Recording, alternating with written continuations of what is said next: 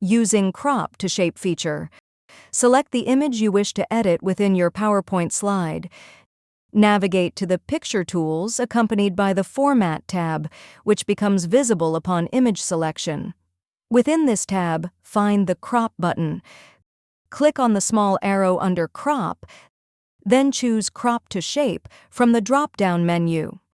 From the range of shapes provided, select the Oval or Circle option. Click on the Picture Format tab, the Crop drop-down, then Fill. Adjust the image to fit the circle accordingly. Once you've applied the circle crop, you can adjust the placement and the size to get it just right. Filling a shape with an image.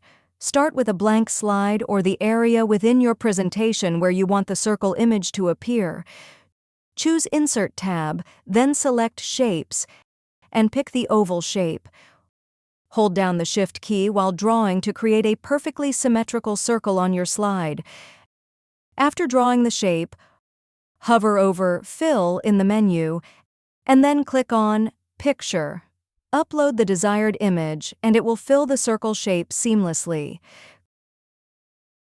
Click on the Picture Format tab, the Crop drop-down, then Fill. Adjust the image to fit the circle accordingly.